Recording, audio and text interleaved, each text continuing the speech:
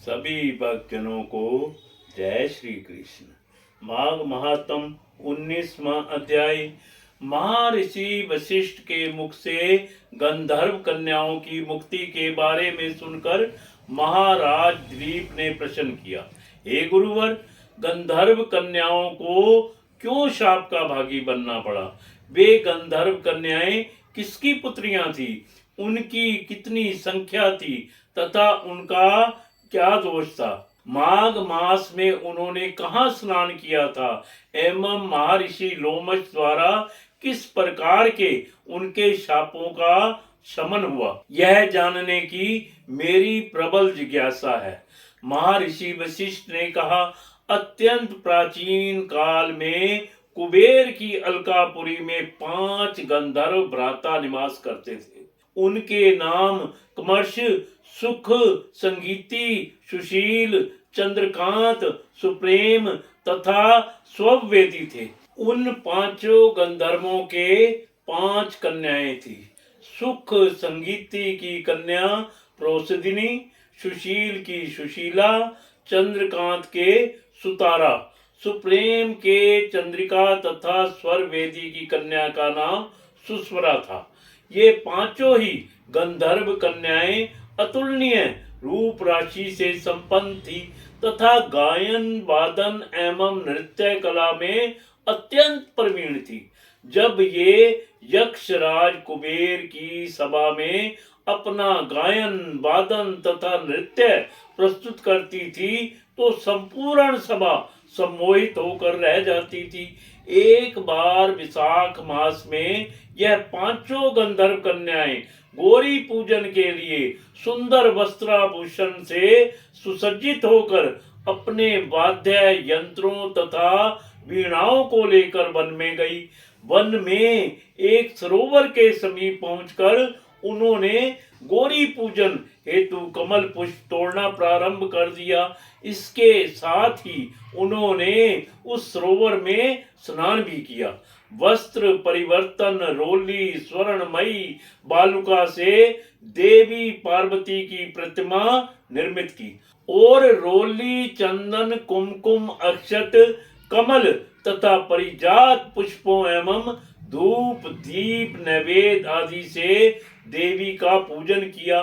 गौरी पूजन के पश्चात उन्होंने प्रतिमा के सन्मुख गायन वादन करते हुए नृत्य करना प्रारंभ कर दिया। गंधर्व कन्याओं का गायन वादन नृत्य में अंग संचालन तथा स्वर प्रबंध अत्यंत मनोहर था। जिस समय वे गंधर्व कन्याएं देवी पार्वती को प्रसन्न करने हेतु नृत्य एवं गायन कर रही थी, उसी समय मां स्नान करने के लिए महर्षि वेद निधि के पुत्र आग्नेय आए। आग्नेय अत्यंत रूपवान थे। उनका सौंदर्य कामदेव को भी लज्जित करने वाला था।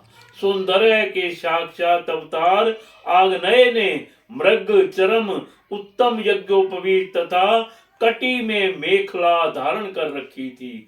जब गंधर्व कन्याओं ने सौंदर्य के साक्षात अवतार ऋषि कुमार को देखा तो वे 5 उनके रूप एवं प्रभा मंडल से सम्मोहित होकर उन पर आसक्त हो गई।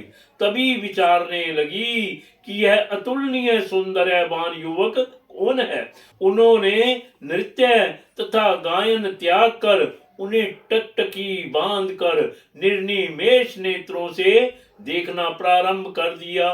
सभी गंधर्व कन्याएं सम्मोहित और काम पीड़ित होकर विचार करने लगी कि कहीं यह रूपवान पुरुष कामदेव तो नहीं। गंधर्व कन्याओं के हृदय दूषित हो चुके थे। उन्होंने सोचा, यह चाहे कोई भी क्यों ना हो, पर ईश्वर ने यहाँ इसे हमारे निमित्त ही भेजा है।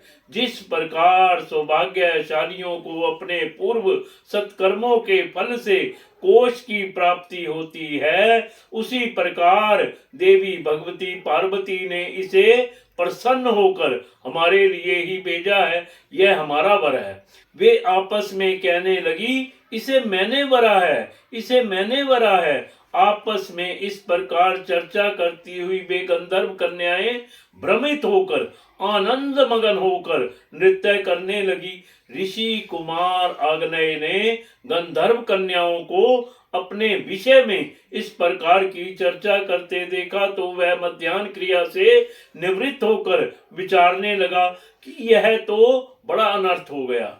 क्या ये सुंदरियां मुझे भी विचलित करके सम्मोहित कर लेंगी? तब मैं किस प्रकार अपने धर्म और शील की रक्षा कर सकूंगा? अतः मुझे यहाँ से चलना चाहिए।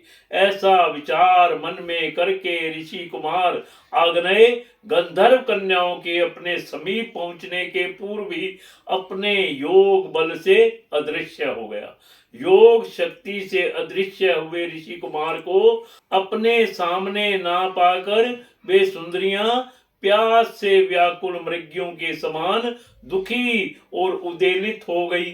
उन पांचों गंधर्व कन्याओं ने व्याकुल होकर ऋषि कुमार आग्नेय को बहुत ढूंढा पर वह नहीं मिला। इस प्रकार ऋषि कुमार आग्नेय के वियोग से दुखी और व्याकुल होकर वे गंधर्व कुमारियां अचेत हो गई। कुछ समय बाद मूर्छा से मुक्त होते ही वे मणि कोए सर्प की तरह व्याकुल तथा विक्षिप्त होकर अपने घर पहुंची। यहाँ वे सीधे शयनागार में पहुंचकर अपने अपने बिस्तरों पर मूर्छित होकर गिर गई। ना तो उन्होंने भोजन किया और ना ही किसी से कोई बात की। माघ मास मातम 19वां अध्याय संपूर्ण।